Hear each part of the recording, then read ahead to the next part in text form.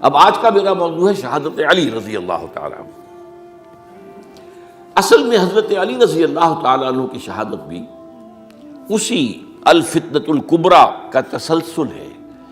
وہ جو عبداللہ ابن سبا کا پیدا کردہ عظیم ترین فتنہ تھا، اسی کا ایک نتیجہ حضرت علی کی شہادت بھی ہے، لیکن وہ بات ذرا تفصیل سے سمجھنی ہوگی، اور اس کے لیے میں ممنون احسان ہوں۔ حال ہی میں ایک کتاب چھپی ہے، ڈاکٹر سید رضوان علی ندوی، وہ محقق ہیں تاریخ کے، انہوں نے بڑی تاریخی تحقیق کے بعد جو باتیں بیان کی ہیں وہ میں آپ کے سامنے رکھ رہا ہوں۔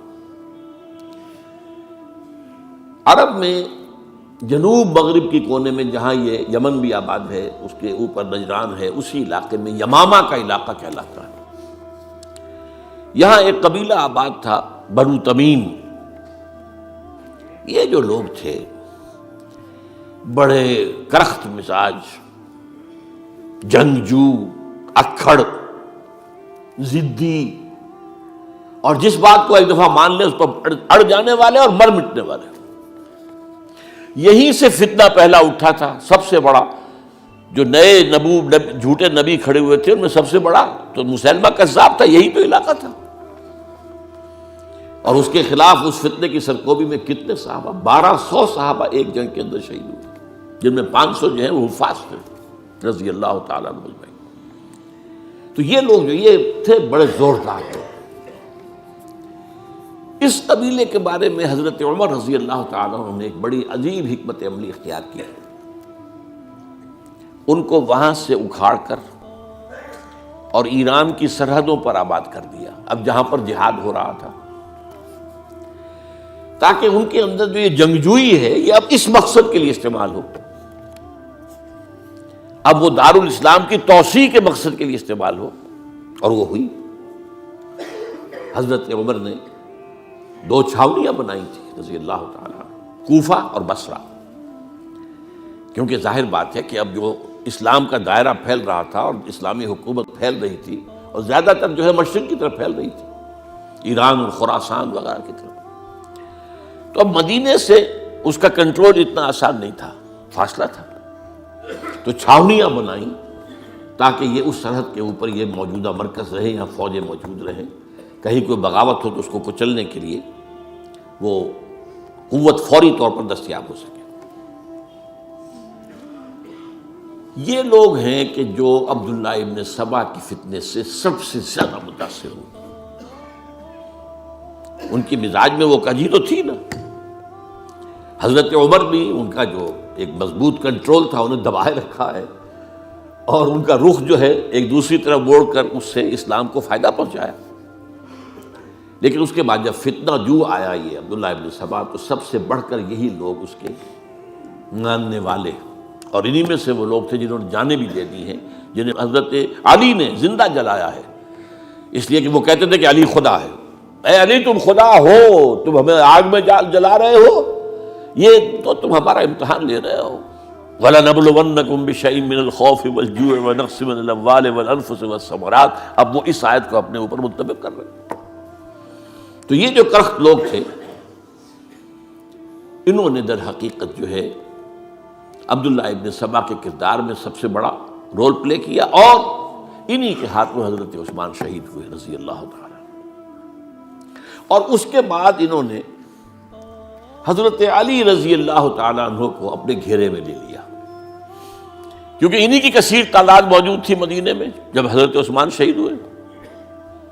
اس کے بعد اب ظاہر بات ہے کہ کوئی نہ کوئی تو خلیفہ ہونا چاہیے تھا۔ حضرت طلحہ سے کہا گیا، انہوں نے معذرت کر لی، حضرت زبیر سے کہا گیا، انہوں نے معذرت کر لی۔ اب ظاہر بات ہے کہ حضرت علی آخر امت کو چھوڑا تو نہیں جا سکتا تھا بغیر امام کے، انہوں نے قبول کر لی، اگرچہ حضرت حسن روکتے رہے کہ ابا جان یہ ان لوگوں کی بیعت جو ہے آپ قبول نہ کیجیے۔ حضرت حسن تو ان میں سے ہیں جو حضرت عثمان کے دروازے پر کھڑے تھے پہرے دار کی حیثیت سے، حسن اور حسین رضی اللہ تعالیٰ عنہ، انہیں تو معلوم تھا فتنہ جو کون لوگ ہیں۔ اس کے بعد حضرت علی رضی اللہ تعالیٰ عنہ نے اسی حکمت سے، جس حکمت کے تحت حضرت عمر نے یہ چھاونیاں آباد کی تھی، دارالخلافہ بھی مدینے سے کوفہ منتقل کر دیا، تاکہ پورے عالم اسلام کو کنٹرول کیا جا سکے اس مرکز کے ساتھ۔ اس کا نتیجہ یہ نکلا کہ اب گویا کہ حضرت علی کے گرد ان لوگوں کا گھیراؤ مکمل، کوفے میں یہی تو آباد تھے، کوفی یہی تو تھے، حضرت عمر نے انہیں لا کے یہاں آباد کیا تھا۔ جب حضرت علی نے کوفے کو اپنا دارالخلافہ قرار دیا تو گویا کہ ان کا پھر عمل دخل بہت بڑھ گیا۔ ایک طریقے سے یہ کہا جا سکتا ہے کہ انہوں نے اب حضرت علی رضی اللہ تعالیٰ عنہ کو اپنے محاصرے میں لے لیا۔ چنانچہ جنگ جمل کے موقع پر یہ ہوا ہے کہ صلح ہو گئی تھی، حضرت عائشہ رضی اللہ تعالیٰ عنہ کے جو نمائندے تھے اور ادھر سے حضرت علی، صلح ہو گئی تھی، طے ہو گیا تھا کہ ہاں قاتلین عثمان کو جو ہے ان کو سزا دی جائے گی، قصاص لیا جائے گا حضرت عثمان کی قتل کا۔ لیکن ان لوگوں نے 10,000 آدمی کھڑے ہو گئے کوفے کے اندر، ہم سب قاتل ہیں عثمان کے، لوگ قصاص ہم سے اگر لے سکتے ہو، جس کے نتیجے میں اور انہوں نے جنگ شروع کر دی۔ اور جب جنگ شروع ہو جائے تو پھر اس کے بعد تو کوئی نہیں دیکھ سکتا کیوں شروع ہوئی، کیسے شروع ہوئی، کس نے شروع کی۔ اب تو یا مارو یا مرو، دو ہی باتیں ہوتی۔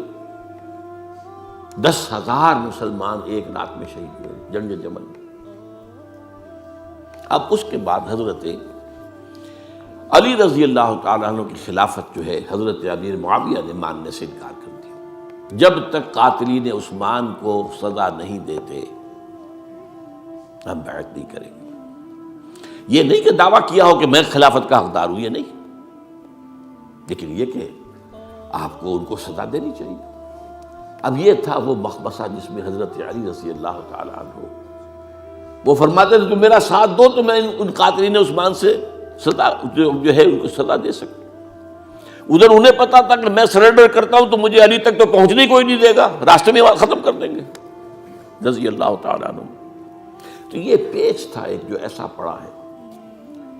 اب اس میں جب حضرت معاویہ اور حضرت علی کے مابین فیصلہ کن جنگ ہوئی، جنگ صفین جسے کہتے ہیں، جس میں 70,000 مسلمان ایک دوسرے کی تلواروں، تیروں، نیزوں سے قتل ہوئے۔ اس موقع پر حضرت معاویہ کی طرف سے ایک آفر آئی، قرآن مجید کو نیزے پر اٹھا کر لوگوں نے کہا کہ یہ خون ریزی بند کر دو، ہم قرآن کا فیصلہ ماننے کو تیار ہیں۔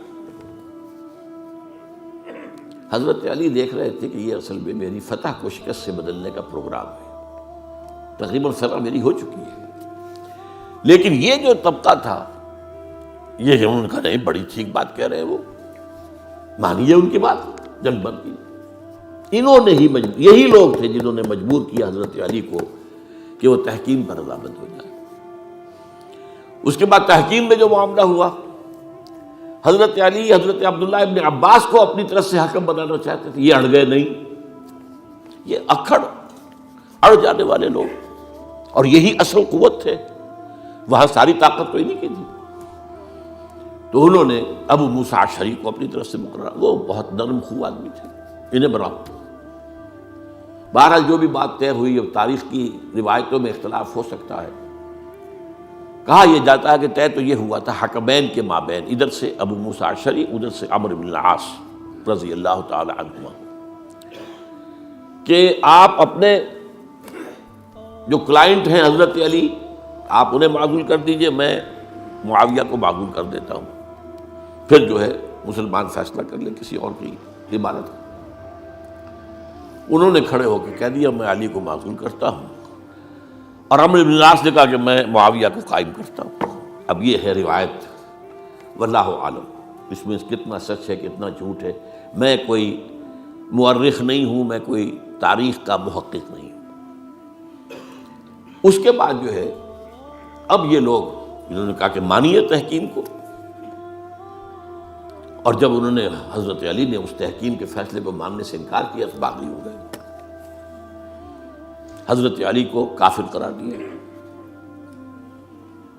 اور جا کر ایک جگہ پر حرورہ ایک جگہ تھی وہاں پر جا کے جمع ہو گئے، جتھا بندی کی، بہت بڑی طاقت پر وہاں کری۔ انہوں نے طے کیا کہ علی بھی کافر ہو گیا، معاویہ بھی کافر ہو گیا، عمرو بن العاص بھی کافر ہو گئے، سب کافر ہیں۔ حضرت علی کی طرف سے ایک گئے سفیر ان سے بات کرنے کے لیے، تو انہوں نے کہا تم ہی نے تو کہا تھا کہ تحکیم کو تسلیم کرو، کہ ہاں ہم نے گناہ کیا تھا، کفر کیا تھا، ہم توبہ کی ہم نے۔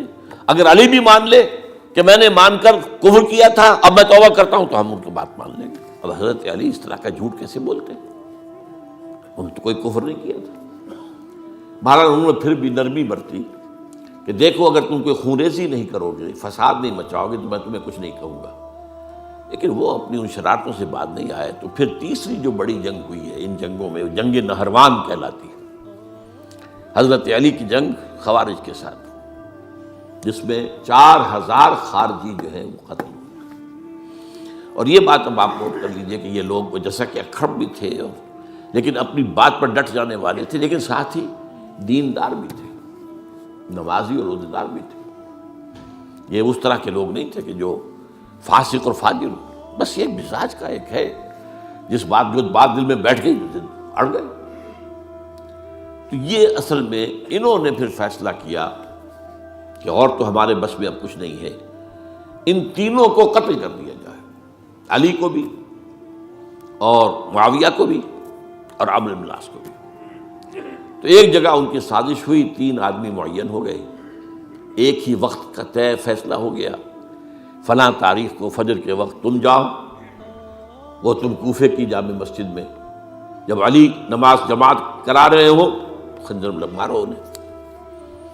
اور یہ اس کا نام ابن ملجم تھا، خارجی، یہ وہی لوگ بنو تمیم کے لوگ۔ دوسرا جو تھا وہ دمشق میں حضرت معاویہ کو قتل کرنے، شہید کرنے کے لیے پہنچ گیا۔ تیسرا مصر پہنچ گیا حضرت عمرو بن العاص کو۔ اب یہ بات اللہ کی طرف سے ہے، یہ تو اس کی مشیت ہے، اس کا فیصلہ ہے۔ حضرت علی پر وار کارگر ہوا، اب شہید ہو گئے۔ حضرت معاویہ پر وہ وار ذرا اوچھا پڑا، زخمی تو ہوئے لیکن آپ کی جان بچ گئی۔ عمرو بن العاص اس روز مسجد میں کسی معذوری کی وجہ سے، عذر کی وجہ سے فجر میں آئی نہیں سکی، لہذا حضرت علی کی شہادت ہو گئی۔ اب یہ ہے اصل پس منظر، کن لوگوں نے کیا شہید، اصل میں وہ سمجھ لینے کی بات ہے۔ یہ خوارج نے شہید کیا، لیکن خوارج کا فتنہ سبائی فتنے ہی کا آف شوٹ ہے، اسی کے ذیل میں ہے، اسی کی ایک شاخ ہے، اسی کا ایک نتیجہ ہے۔ یہ خوارج جو ہے بعد میں بھی ان کی مسلسل جو ہے وہ جنگیں رہی ہیں۔ بہرحال اس صورتحال کو یہ سمجھ لیجئے کہ یہ خلفائے ثلاثہ رضی اللہ تعالی عنہ، حضرت عمر شہید، عثمان شہید، علی شہید۔ عجیب بات ہے کہ تینوں کا نام عین سے شروع ہوتا ہے، عمر عین سے، عثمان عین سے، علی عین سے، تینوں شہید ہوئے ہیں۔ لیکن یہ کہ یہ ہے تاریخی پس منظر۔